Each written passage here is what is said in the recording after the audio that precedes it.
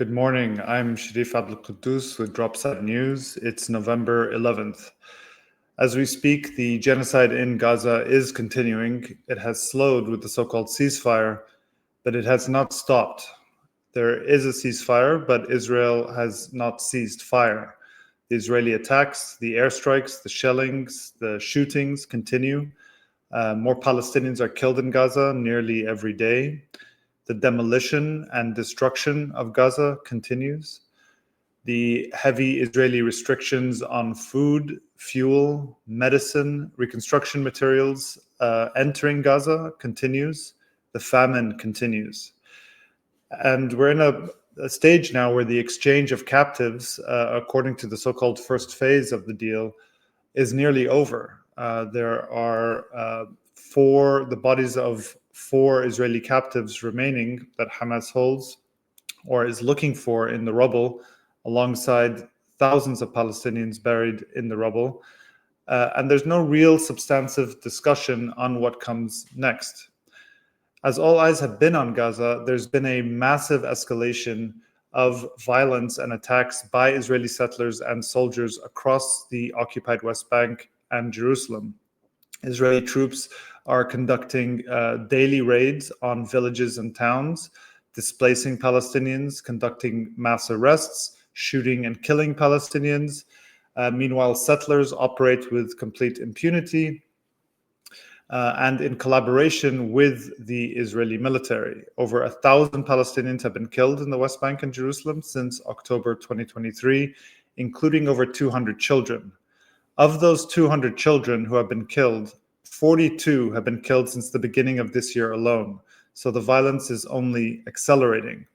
Now, October, which marked the start of the olive harvest in Palestine, marked the highest monthly number of recorded Israeli settler attacks on Palestinians by UN OCHA since the agency began documenting such incidents almost 20 years ago in 2006. OCHA recorded more than 260 attacks in October that resulted in either casualties or property damage or both.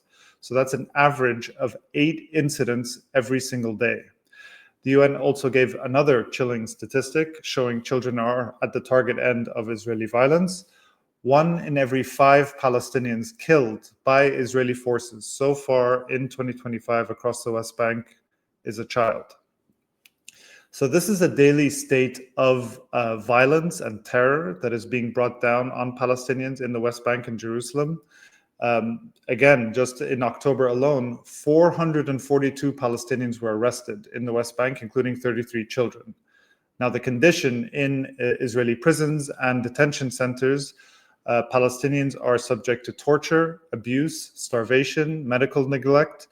And actually today, the UN Committee Against Torture in Geneva is holding a session where it is reviewing Israel as one of a few countries that is under review this year. And there have been numerous submissions about the torture and abuse in Israeli detention centers. Just yesterday, Israel's parliament advanced a bill that would introduce the death penalty for quote-unquote terrorism in Israel, in Palestine. So critics say the wording means that in practice, the death penalty would apply almost exclusively to Palestinians who kill Jews, not to Jewish hardliners who carry out attacks on Palestinians. And we saw the Israeli National Security Minister Itamar Ben-Gvir, who proposed the bill, handing out sweets in Parliament yesterday after they voted to advance the measure. I could go on, and there's a lot to talk about. And I'm also joined today by my Dropside colleague, Murtaza Hussain, and a little later in the broadcast, we'll be talking about the incredible series he's been working on with our colleague Ryan Grimm called The Epstein Files, an exclusive series on Jeffrey Epstein's role in Israeli intelligence operations. But first, we're fortunate to be joined today by Diana Buttu, a Palestinian human rights attorney and a former advisor to the negotiating team of the Palestine Liberation Organization. She's joining us from Ramallah. Welcome to the Dropside live stream, Diana. Thank you for joining us. You are speaking to us from occupied Palestine. Can you put this in perspective for us. What's happening with this continued acceleration of attacks across the occupied West Bank and Jerusalem? What should people understand about what is happening right now? Thank you. Thank you, Sharif, and thank you, Murtaza. Thank you for having me on today. What's important to keep in mind is that where the settlers are attacking and where the Israeli army is attacking and how the two are so intertwined together. Right now, as you mentioned, it is the olive harvest, and the areas in which the Israeli settlers and the Israeli soldiers are attacking is precisely in those areas where people are trying to harvest olives. This is a very substantial part of the Palestinian economy and, of course, the agricultural backdrop of the Palestinian cuisine. And so these are areas that are not in the urban centers of the West Bank, but on the periphery. And the reason that they're doing so is not just to attack the farmlands and to go after the olive harvest, but also because this is one of the stages and one of the steps for these settlers to then take over Palestinian land. We've seen this time and again, and we've seen this since 1967. What they first do is they start going after the farmlands. They then, this being the Israeli settlers, they then make it so that Palestinians are terrified to go to their land because these settlers either attack them or set up these outposts backed by the Israeli army.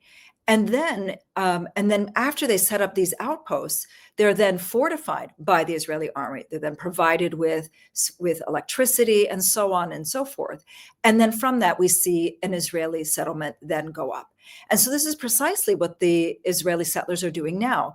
They're going again to attack these lands that are on the outskirts of Palestinian cities, towns, and villages, to terrify Palestinians, to then not only stop them from harvesting, but to also steal their land.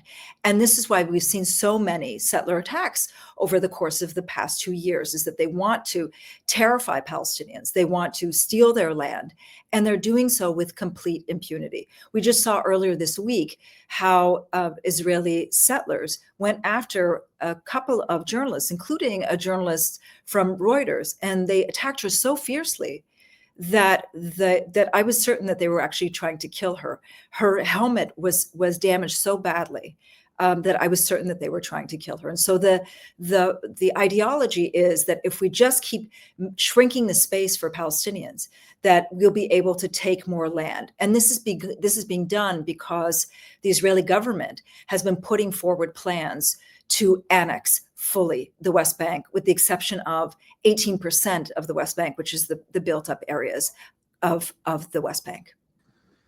Deanna, can you talk a bit about the legal regime that prevails in these situations? Because we see these horrifying videos of attacks against unarmed people, women, children, farmers, and so forth. And as you mentioned, the Israeli military is actually, in many cases, facilitating or overseeing this. And Palestinians, from my understanding, they have no one they can call for help. If you're being attacked anywhere else in the world, you can call some authority to come and help you. What is the situation in the West Bank when these attacks are taking place? You mentioned impunity. What is the situation Palestinians face legally when they come under physical attack in these ways? Okay, so back in the mid-1990s, the West Bank was divided as a result of Oslo into 3 separate areas: Area A, Area B, Area C. Area A being the smallest in terms of size, but the largest in terms of population. And so it's only 18% of the West Bank. The rest of the West Bank, Area B and Area C, are areas that are smaller in terms of the Palestinian population, but obviously larger in size. And those areas, Areas B and Area C, are directly governed by the Israeli army. So if you have lands that are in Areas B and Area C, and you come under attack by an Israeli settler, it's the Israeli army that is supposed to come in and remove those settlers. And it's the Israeli army that is supposed to be stopping the settlers. It's the Israeli army that's supposed to facilitate paramedics to come to help Palestinians. But what we've seen time and again is that the army, 1, doesn't stop the settlers, it actually facilitates them. 2, that the Israeli army is actually, in most cases, not only not stopping the settlers, but encouraging them. But three, and this is the most terrifying part of them, is that they're actually blocking ambulances and paramedics from getting to Palestinians in the event that they get attacked by the settlers. And we've seen a number of Palestinians being killed because of this, including an American citizen who was killed this summer, Saifullah Mossad, who was killed after Israeli settlers attacked him as he was sitting on his own land. And the Israeli army not only turned a blind eye to the attack on the settler attacks, but also prevented paramedics from getting to him. They prevented everybody from getting to him. So to answer your question directly, it's the Israeli army that is in charge of these areas, and it's the Israeli army that is both encouraging settlers, and it's the Israeli army that is preventing paramedics from getting to these areas. I wanted to stay on this issue of the legal framework and what's happening right now. As I mentioned in the introduction, Israel is now under review at the UN Committee Against Torture. There have been several submissions by human rights groups, documented hundreds and hundreds of cases of abuse, torture, medical neglect. Over 70 prisoners since October 2023 have died in prison. And we're seeing right now in Palestine a particular case, which is now an infamous case, of the gang rape of a blindfolded and handcuffed prisoner, Palestinian prisoner, in the Teiman torture detention center. It is a torture facility as well. Mm-hmm. And the reason this became a prominent case, what we understand now, is that the military advocate general in Israel leaked a surveillance camera video of this gang rape by soldiers, a number of reservists in Teiman. The response by Israeli society and the Israeli government to this leak were riots, violence,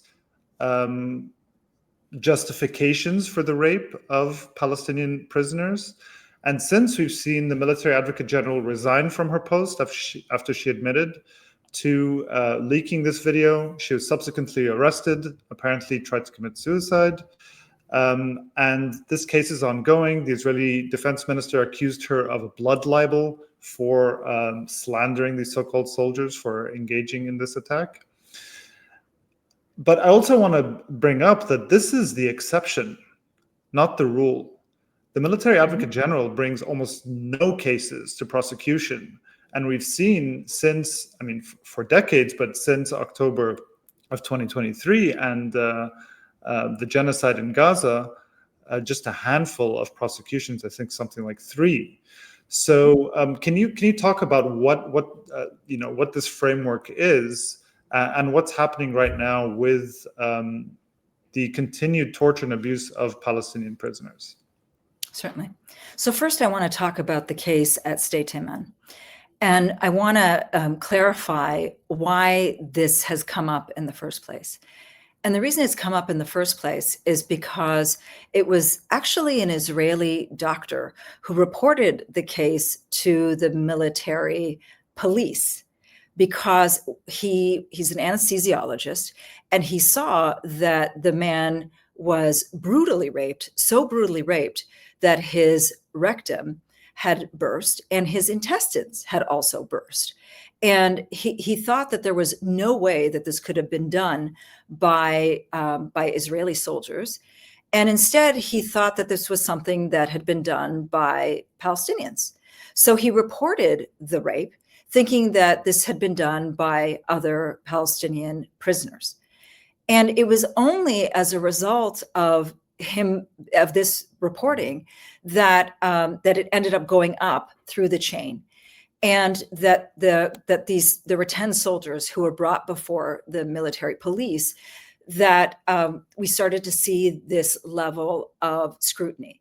Now, this particular prosecutor, the only reason that she leaked the video was not out of, that she's on the right side of history. Quite the contrary. The only reason that she leaked the video was because there was such a right-wing response to the 10 soldiers being prosecuted in the first place that she wanted to show Israeli society that what they had done was so egregious, that this wasn't the case of, just the ordinary of what they normally do to Palestinians, but that what they had done was kind of over the top. And so, yes, you're right, that they were rioting to rape. And so she wanted to show that this was a little bit above and beyond, and that's it. And so what have we seen that's actually gone on in Teiman? We've seen it from the bodies that have been returned to Gaza. So far, there have been about 300 bodies that have been returned to Gaza, all of them from Teiman, or most of them, from Teiman. We know this because on the body bags, it's written in Hebrew, Teiman, and they're just numbers. There's no names written on it. And we've seen from the bodies, and unfortunately, I saw the pictures. I wish I did not. We've seen everything from people with ropes around their necks, people who had blindfolds still on their faces, hands tied behind their backs at the same time, people whose you could see the track marks from a tank had crossed over their legs, and still they were blindfolded and their hands tied behind their backs. There was one man whose both of his arms were amputated. His legs had obvious signs of torture. And the only way that his daughter could recognize him was through the clothes that he had been wearing, and through a scar on his head, and through his teeth. So we know that this level of torture is happening. We also know it because of the people who have been released. These are the 1,700 Palestinian hostages that they have so far released, who've been speaking about torture over and over and over again. There isn't one person who hasn't spoken about some level of either torture or of starvation or of medical mistreatment. And this includes a woman who is 71 years old, who was abducted from Khan Yunis as she was in a hospital bed. This includes a double amputee, and it includes one of the people who was also abducted was a boy who is autistic and can't communicate as well. So we know that this level of torture is happening. We also know that there are still over 9,200 Palestinians who are being held hostage. Half of them are being held without charge and without trial. And we also know that there are a number of them that are being held in the equivalent of secret prisons, being held underground. So this is all the stuff that we know. And so it leaves me alarmed about the stuff that we absolutely do not know. Diana, I wanted to ask, in the last 2 years since the genocide in Gaza started, have there been any meaningful legal prosecutions at all in Israel of soldiers who are accused of war crimes or extrajudicial killings or torture or anything like that? The reason I ask is because because what you're describing is exactly the type of conduct that the U.S. would criticize in Syria or Russia or other countries. What's happening in Israel, very well documented, and your testimony and video evidence and so forth. But as you said, there's been no legal scrutiny at all. Is that the case? Yes, none. The cases in which there has been scrutiny against Israeli soldiers are few and far between. Most of them involve things like stealing money. When they raid Palestinian homes, and there's documentation. And there's been one very famous case of an Israeli soldier who shot a Palestinian as he was on the ground in Hebron. He shot him in the head and several times, killing him. And the only reason that this particular soldier ended up facing prosecution was because that execution was caught on camera through an Israeli human rights organization, actually through a Palestinian who works for an Israeli human rights organization. The interesting thing about that man, his name is Alor Azaria, was that the sentence that he ended up getting was much lighter than a Palestinian. She was a teenager, Ahad Tamimi, who slapped an Israeli soldier. She ended up going to prison for a lot longer than Alor Azaria, who ended up shooting a Palestinian who was motionless on the ground. He shot him in the head. Alor Azaria goes to prison for a lot less. And when he comes out of prison, he's declared a hero. Plus, there were a number of members of Knesset who said that he shouldn't have gone to prison in the first place, and that it was a travesty that he had gone to prison. And there were protests over the fact that he ended up going to prison. Diana, I wanted to ask about Gaza. Just before the broadcast, we were talking about, the acute genocide has stopped with the ceasefire, the scorched earth bombings, scores of Palestinians being killed every day. But the genocide is continuing. This is really a continuation of it, with everyday restrictions on food, fuel, medicine. The attacks are continuing, the destruction's continuing. But it's been a moment where also we're trying to take stock of what happened over the last 2 years, or trying to, at least, which is a very difficult task.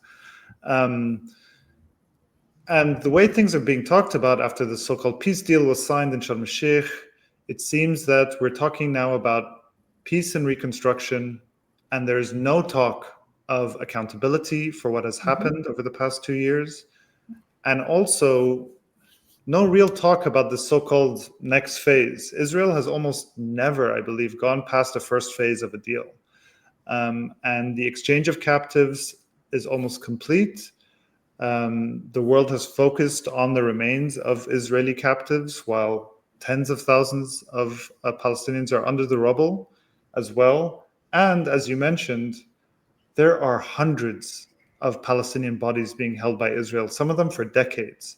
And they're being returned unidentified, tortured, signs of field execution. But yeah, what we were talking about before, how are you trying to take stock of what's happened, and what do you think is coming next for Gaza? Sharif, this has been just the enormity of it all is starting to hit me. It's not starting, but it's hitting me. And I think it's hitting every person who has a conscience. And the minute that this Israeli plan that is being branded as a Trump plan, the minute that it was unveiled, I commented and said that what Israel is trying to do is they're trying to normalize genocide. And they have, and they're getting away with it. And you're right, there is no talk of accountability. And that was, I think, the whole point of this plan, was that as we saw that world opinion had changed, and it has changed, but as we were seeing that there were measures to hold Israel accountable, everything from pushes for arms embargoes to, we saw that people were taking matters into their own hands, whether it was the global Samud flotilla to the other flotillas, to the boycott movement that was picking up. We saw that these measures of accountability were beginning to take shape. And there was court case after court case after court case, that suddenly we get this plan and we see the world go back to, world powers, that is, go back to, normal. And we can now suddenly forget Gaza. And we can just go back to business as usual, so that the new normal is genocide, that Israel can continue to kill. It just can't be in those same large numbers, but they can continue to kill, they can continue to maim, they continue to starve, and the world doesn't have to worry about it any longer. So what's the future hold for Gaza? I really don't know. And this is why I think that there has to be a continued push for accountability, but I just don't see it happening with this Trump plan. And that, I think, was the whole point of it. So the accountability has to come from us through the continued push for BDS, through the continued push for accountability in other fora. Because without that, left to its own devices, Israel is going to continue to do what Israel wants to do, which is to try to eliminate us. I mean, the whole Zionist program is a program of genocide, of ethnic cleansing, and of elimination. And that's the only way that they created Israel in the first place. This is the only way that they're going to continue to get rid of Palestinians 77 years later. So this is why the push for accountability is so important at this time. But the enormity is definitely hitting everybody, especially as I was saying to you just a few minutes before, is that when you think back to when the GHF, the Gaza Humanitarian Foundation, which has nothing humanitarian about it, when you think about how when the GHF was formed and how 2,500 Palestinians that we know of were gunned down as they were just trying to get food. So somebody thought that it's okay to gun down 2,500 starving Palestinians. And then suddenly it's gone. This is the level of accountability that we need to go after. These are the types of organizations and corporations that need to be gone after. Otherwise, again, it's just the normalization of genocide. Diana, I want to ask you one final question to just get your reaction to something, actually. Presently in DC, there's a letter circulating among Democratic lawmakers talking about the next stage of the Trump plan, quote unquote. And in the letter, it envisions some sort of Palestinian state being created at the end of some process by which certain thresholds met. It's very vague, to be honest, what they would see as the threshold for that to happen. But then also the letter, very notably, it didn't seem to mention the democracy or the future constitution of the state or borders and so forth. I'm just curious, your own perspective. Like now there's talk, many countries, for the reasons you point out, are talking about the need for a political horizon. They want this problem to go away. They don't necessarily want to have accountability, but they want to get it off their plate and have some sort of political solution thereafter, which does that. What do you make of this proposal that would create some sort of barely defined state without very clear criteria? And how do you view it in the longer history of proposals like this, which have tried to give the Palestinians some sort of quasi-sovereignty and then call it a day? Murtaza, this is the problem. I always feel like they're always trying to go around the problem and make Palestinians pay the price for Zionism rather than address the problem, which is Zionism.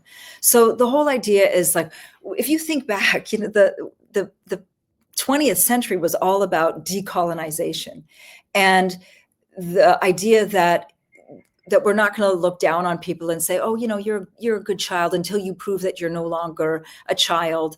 And not willing and unable to govern yourself, then we're going to have a government that governs for you. And this is what the Trump plan is about. And this is what this letter in DC is about, is that if you prove yourself worthy of freedom, then we will think about giving you your freedom. But until that time, we're going to treat you as though you're a child. But the real issue here is Zionism.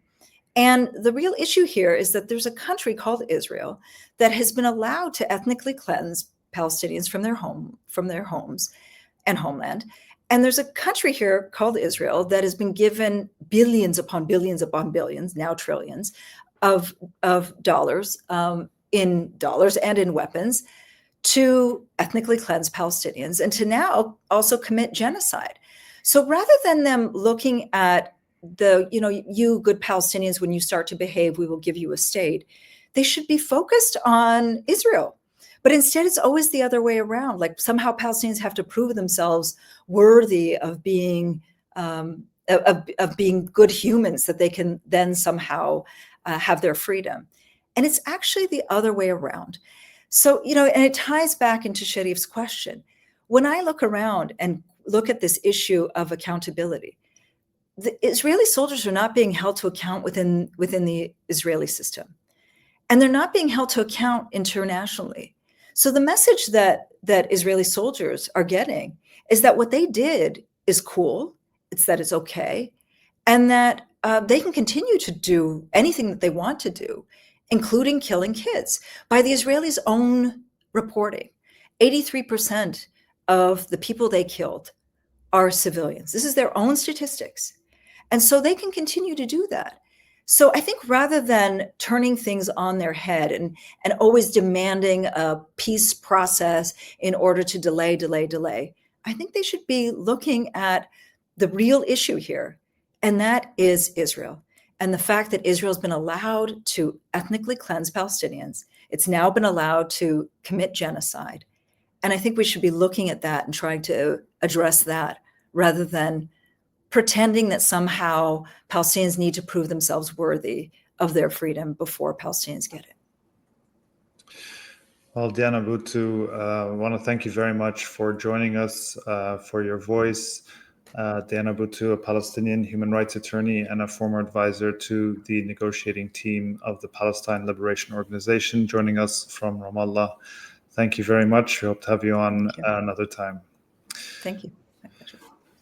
We're going to turn right now to the Epstein files, which is a new series that my colleague Murtaza and Ryan Grimm have been publishing at Dropsite News, dropsitenews.com.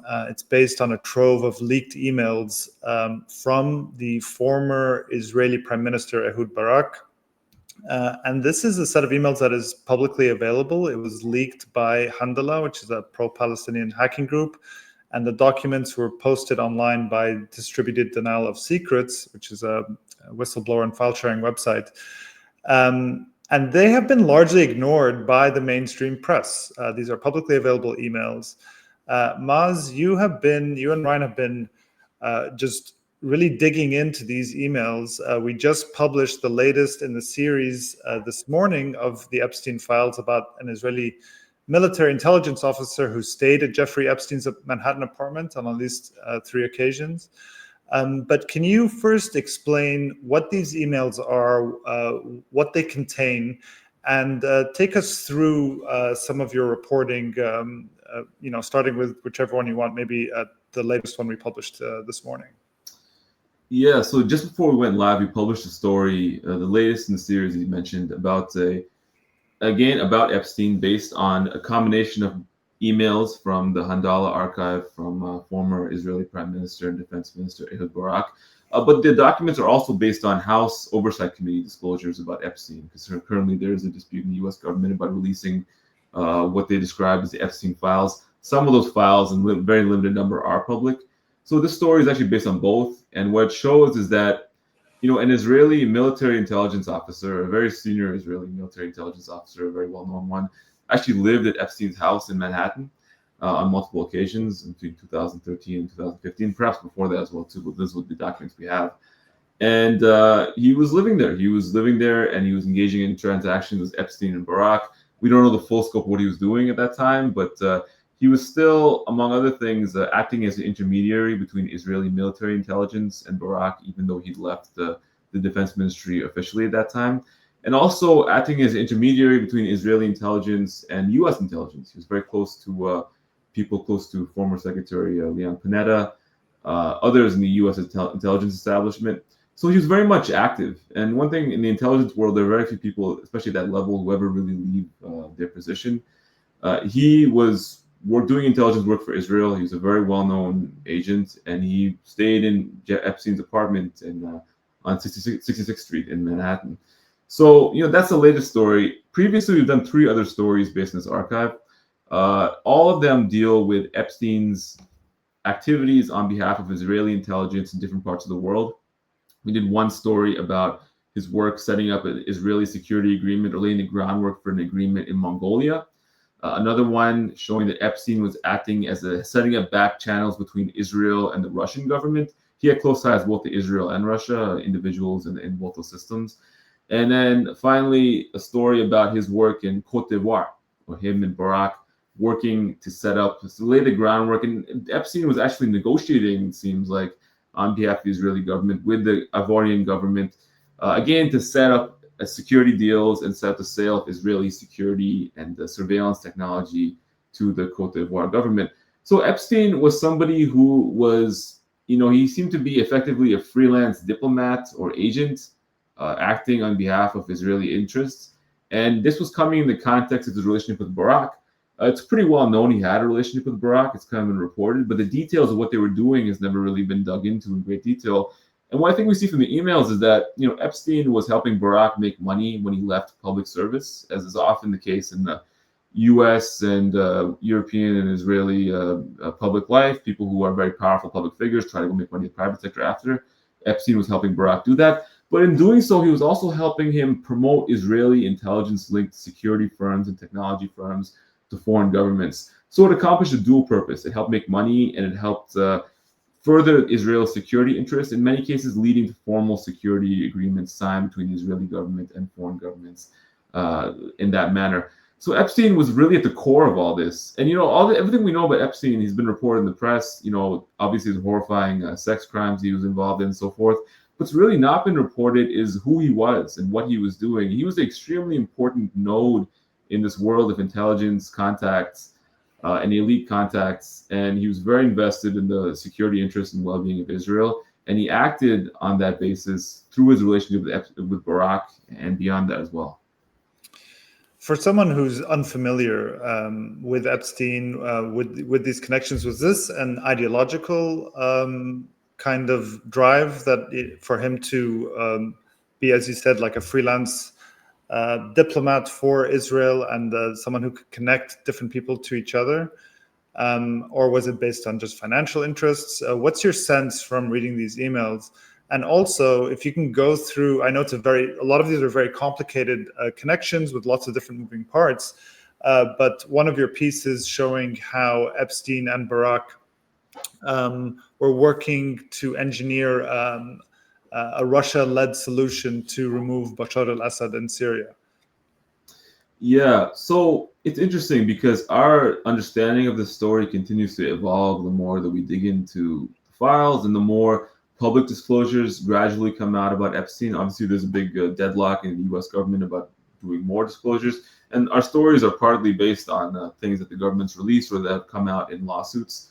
There's still so much to know about this, but provisionally, it's very interesting when you look at the emails. People always ask me, is Epstein a Mossad agent? That's a question which has been circling around a lot for many years. My impression is that no, he probably was not a Mossad agent per se. He was somebody who appeared to, let me put it this way, in his relationship with Barak, you can see from the emails that the power dynamic, even though Barak was extremely influential, one of the most influential people in the Israeli security establishment at that time, the power dynamic is very favorable to Epstein. It's not like Epstein's dying to get Barak's attention. It's really, if anything, vice versa. Epstein was somebody who had far more contacts in governments and the business world at the highest levels around the world than I think any one person can organically have. How he developed those contacts, I think, is something we still need to learn over time. But really, it was Barak who was trying to leverage Epstein for his own benefit. He wanted to help make money. He wanted to help promote Israeli security interests, and Epstein was there to do that. Regarding Epstein's own motives, I think that in the emails, and again, this is a fraction of all the communications Epstein engaged in with everybody over this time. It's just his ties with Barak, with whom he was very close. But he definitely is very sympathetic to the Israeli security interests. He's very sympathetic. You can see it in his what things he's proposing, the things he's helping Barak do, his own commentary on events. He's trying to help further Israeli political and geopolitical interests around the world. And the context we referred to, the Syria talks, Epstein was specifically helping to organize a back channel between Israeli officials and Russian officials to remove Bashar al-Assad for the benefit of Israel, as he saw it in that time, because the war at that time, 2013, was getting out of hand from Israel's perspective.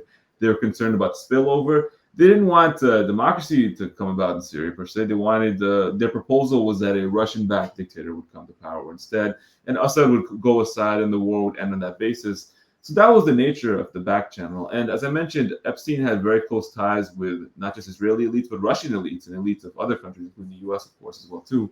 So that was his interest. And also, just to add another point to that, just to get a sense of his views, he also was very much hoping that the U.S. would bomb Iran at that time, and he was hoping that following, the conflict between U.S. and Syria that they hope would come about, maybe at least briefly, that the Congress would then authorize U.S. attacks against Iran. So he was very much in line with the hawkish Israeli segment of the political establishment, on top of what other views or activities he may have engaged in.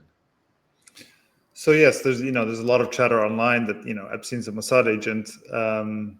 But he's certainly, there's no question, as from your reporting, that he has very strong ties to the Israeli security state, and it helped facilitate different dealings for Israel across the world.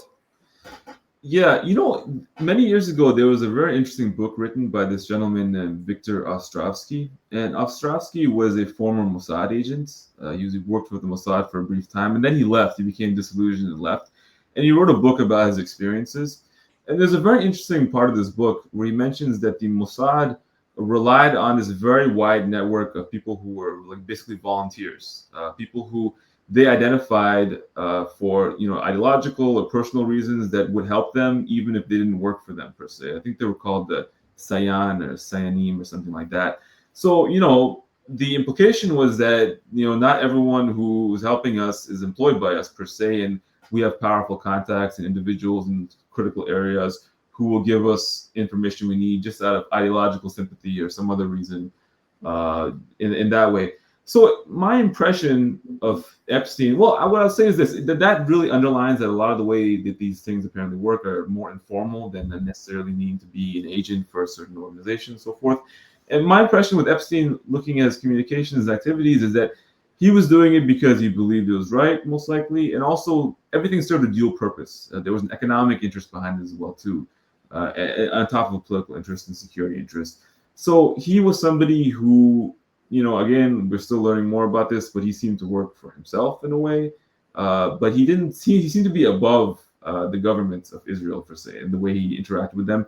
And when I see the way that these Israeli-linked intelligence firms were operating, it seemed like they were almost being deployed by Epstein and Barak. And whether they knew what was behind it all the time or what the full purpose of their work was, it's not always necessarily clear. But it was almost like the relationship's inverted. Like Mossad was working for Epstein rather than Epstein was working for Mossad. That's just the impression one gets from looking at their interactions.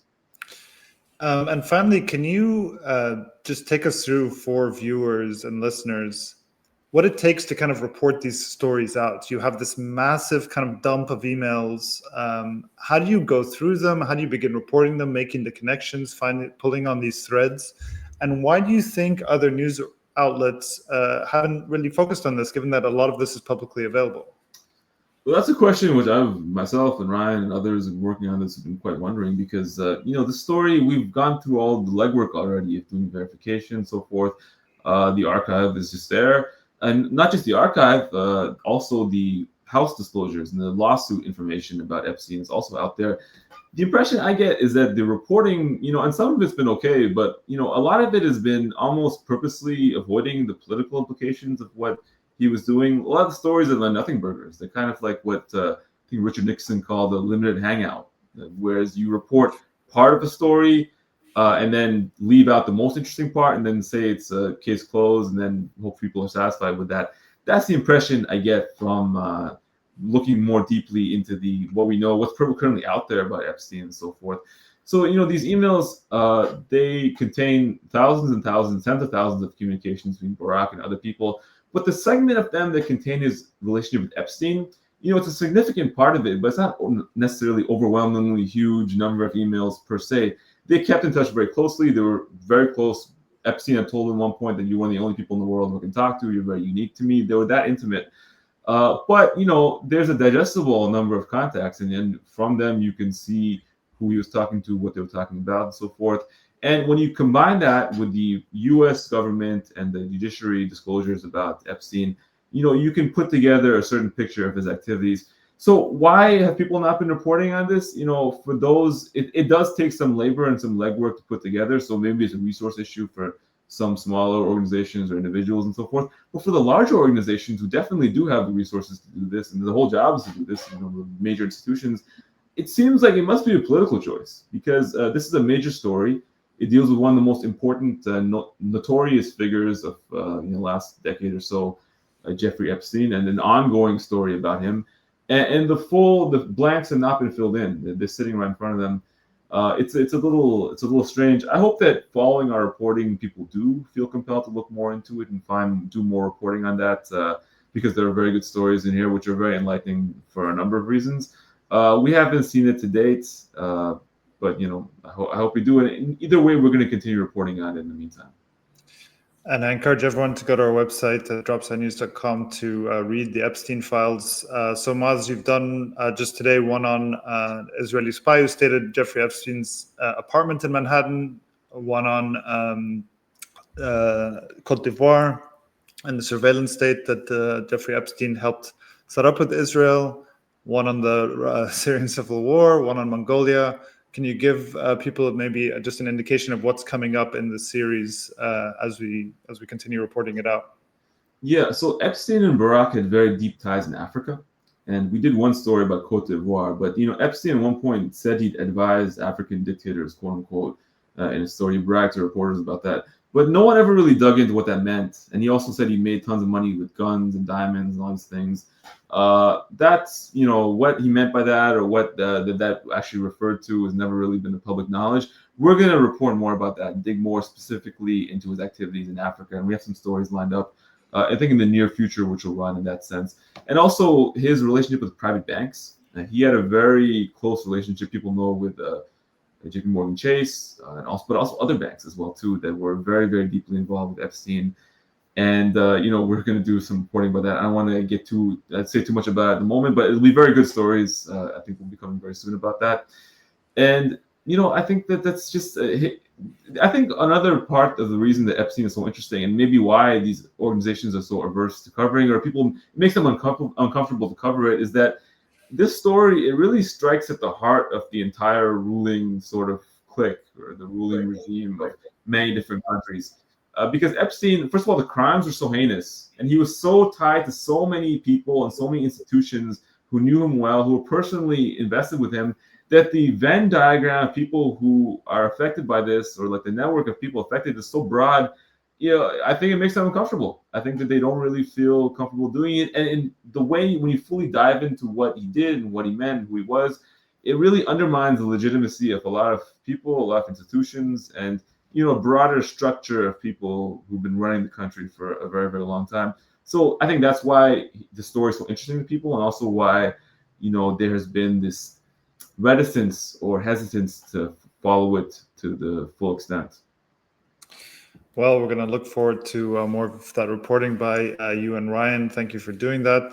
That does it for today's live stream. We are back to doing the live stream on Tuesdays at 9:30 a.m. Eastern Time. If you want to support our work, you can subscribe at dropsidenews.com. You can also make a 501c3 tax-deductible donation to our work by going to dropsidenews.com and clicking on Ways to Give. On behalf of everyone at Dropsite, thanks for joining us. I'm Sharif Abdel Kouddous.